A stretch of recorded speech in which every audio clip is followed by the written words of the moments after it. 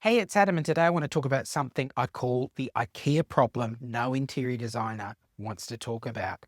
Now, if you've ever handed over a design as an interior designer or decorator, maybe concept only, maybe full drawings and selections, but you weren't engaged to see it through to completion, and the project stalled for the client, or it dragged on for months and months, or it got built, or the room got put together, just the furniture if you're a decorator, a kitchen design if you're a designer, and it didn't quite look the way you imagined it was going to look, this video is for you.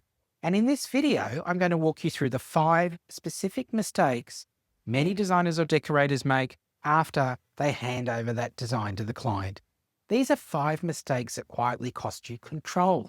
They cost you photography. They definitely cost you authority and testimonials and profit money. And at the end, I'm going to give you a solution to all of these 5 problems. So stick with me until the end, stick with me until the end of the video. But before we jump in, if you like honest conversations around building a serious design business, if you're a solopreneur, please like this video, subscribe to the channel and leave a comment below. It genuinely helps more designers see this content. So, all right, let me get into it. I'm going to use IKEA flat pack furniture as a simple analogy to explain all of these 5 mistakes. Because we all understand one thing. Buying the box isn't the same as assembling the furniture, and designing a room isn't the same as delivering the finished space. There's a gap between concept and completion. And this is where these 5 mistakes live.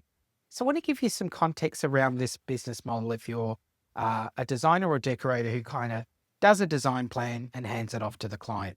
It's a service model in our industry we often call design only. Sometimes people call it hybrid design. You know, you do a part, client does a part, and it kind of works like this. You create concept only. So you might produce, say, drawings. You might specify the finishes, and then the client manages the build. Just say you're designing the kitchen. They manage the contractor. You hand over the design, but they handle the rest. Or maybe you're a decorator and you're designing a room plan for a client, but they order the furniture, they oversee the installation. Or maybe you stay loosely involved in either scenario. You're answering questions, you're reviewing photos, you're getting text messages. You're being a little bit too available for what you've actually been paid for in terms of time. On paper, it sounds pretty flexible, this design only, but in reality, if this happens, timelines drift and details change. Trades interpret your design differently. Budget pressure creeps in, but you're still advising and you're still not billing. That's the IKEA problem. Mistake number 1 here. Confusing design with a finished result. Now, design is valuable. We've got concept boards, layouts, elevations, selections, specifications, all this really important stuff that we know how to do well. That work really matters. But a design room isn't a finished room. When you buy IKEA furniture, for example, it's engineered and it's boxed up. But it's till someone assembles the thing properly, it's just pieces in cardboard, isn't it? You can't use it. You certainly can't photograph it. You can't experience it. And if you deliver drawings and disengage, for example, you've effectively delivered the box. But your reputation lives in the assembled result. Clients remember how the finished space feels, not the PDF with all the how-to and all the guides. So mistake number 2 is letting the client run the show. You know, installation is simple, but the moment you allow the client to manage this sort of situation and build it like a professional, you lose control of the outcome. And let's be clear, the client's not trained to manage trades properly. They're not trained in sequencing the project. They're not trained to make the site decisions under pressure that need to be made. They're not trained to protect design integrity when someone says, if we do it this way, it'll be quicker.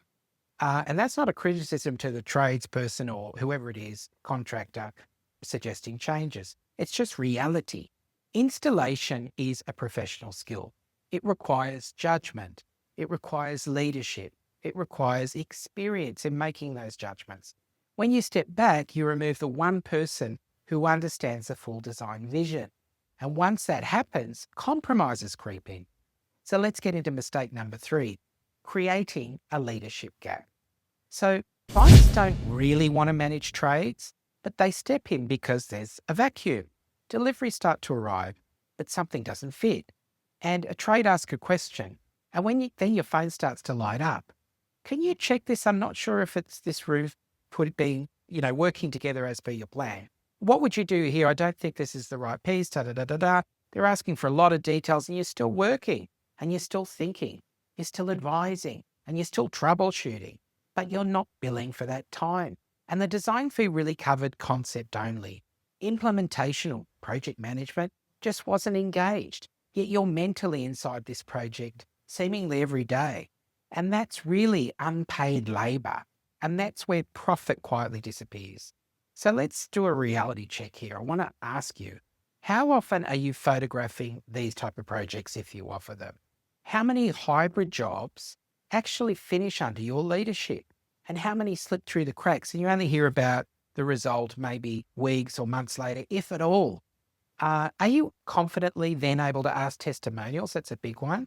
Or are you avoiding that conversation altogether?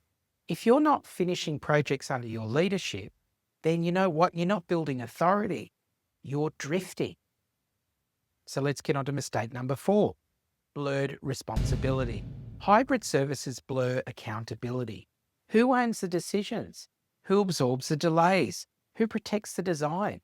If responsibility isn't clearly defined, accountability disappears. So when something goes wrong, everybody points sideways, and that creates stress. It creates confusion, and confusion erodes trust. So mistake number 5 is charging for the box, not the assembly. You get where I'm going here. So you price this out, you design, you provide a concept drawings, you do the selections, but once implementation begins, you're still finding yourself involved and you're answering messages, you're reviewing site photos, you're resharing clients that the design was sound, but you're not billing for any of it. So you've charged for the box, but you're still assembling it mentally. And that's when margins shrink, not because your design isn't strong, but because your service structure is leaky. So the solution here, stop dropping off the box. Here's the fix. Stop dropping off your work like it's an Ikea flat pack and hoping someone else manages it properly. Proactively build a service model that ensures you implement the project. Not loosely supervise, actually implement the project. Provide support. Design's just one phase, but implementation is another. Both are priced properly and they should be priced separately. Responsibility is clear, trades have leadership, clients have certainty, and you protect the outcome. If your name's attached to the space, you stay engaged until it's finished. And that's just not taking control, that's professional integrity. Sure, not everybody's going to say yes to this type of service, but once you confidently explain why design only doesn't serve the client long term or you, people start to take you seriously. You stop being the ideas person.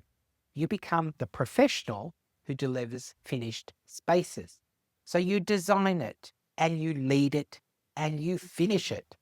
So let's get back to IKEA here. The IKEA problem isn't IKEA. It's believing that once the box is delivered, the result just assembles itself. So design is that box, but assembly is your skill. And if this is landing for you, and I hope it has, and if you're ready to stop living in that messy middle, send me an email and tell me all about it. I want to hear from you. Ask me directly for some questions at askadam@turnkeyDesignSuccess.com. Tell me where you're stuck. And if you'd like these kinds of videos, please like the video, subscribe to the channel, and leave a comment below. Now, before we finish up today, I want to let you know you're not behind. You're building. I will see you next week in the next video.